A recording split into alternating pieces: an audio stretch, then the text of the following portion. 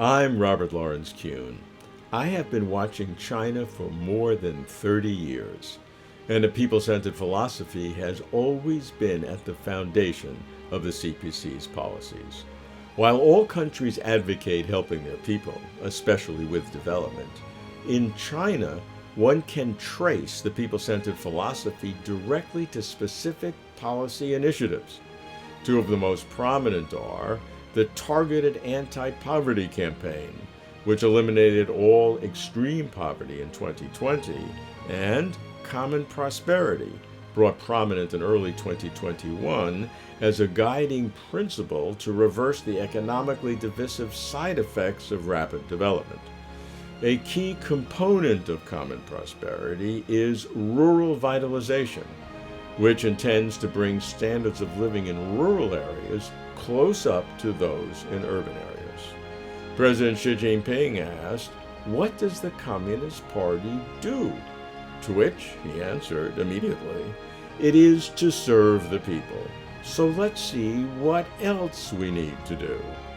He said that rural vitalization is no less important than poverty alleviation, adding, "We must not have any thoughts of taking a breath or rest."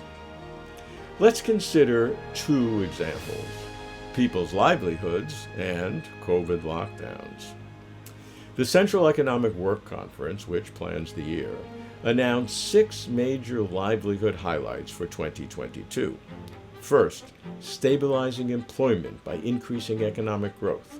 Second, housing to live without speculation, and supporting the commercial housing market to better meet the housing needs of home buyers. Third, old age Social Security, including old age insurance. Fourth, fertility policy. Fifth, Common Prosperity. The cake should be made bigger and better, and it should be cut and divided more equally. Sixth, energy supply, to ensure supply and stable prices while advancing green and low carbon. China states that its dynamic clearing policy, requiring all local governments to implement strict containment measures as soon as local COVID cases appear, exemplifies its foundational principle of people first, life first. Although lockdowns retard the economy in the short term, China argues that the protection of people's health will enhance the economy in the long term, that economic development and controlling disease aggressively are synergistic, not antagonistic. China stresses its success in controlling COVID cases and deaths, which they say are the main factors dragging down the economy globally, and would have done similarly in China but for China's stringent measures.